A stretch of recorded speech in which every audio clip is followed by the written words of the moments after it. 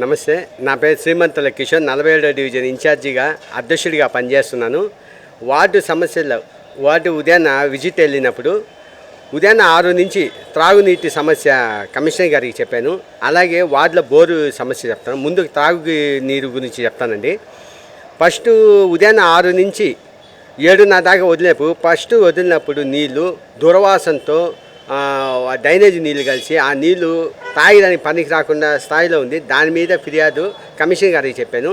దాన్ని మేడంకి ఒప్పగించారు. దాన్ని చూసి లైన్ను దాన్ని క్లియర్ చేయండి అనేసి అధికారులతో పురమాయించారు.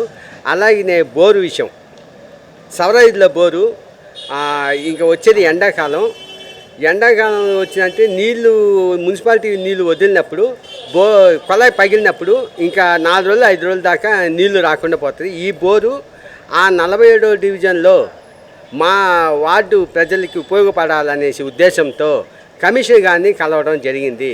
అలాగే సవరైజ్ డౌన్లో ఒక బోరు, కామాటీదులో వినాయకుడి గుడి పక్కన ఒక బోరు, ఆ 2 బోర్లు రిపేర్ చేసి మా డివిజన్ వాళ్ళకి నీళ్ళకి ఇబ్బంది లేకుండా చేయాలని ఈ వీడియో గుండా కమిషనర్ గారిని ప్రార్థిస్తున్నాను. కమిషనర్ గారు కూడా వెంటనే స్పందించి దాన్ని మరమ్మతులు చేయమని పురమాయించారు.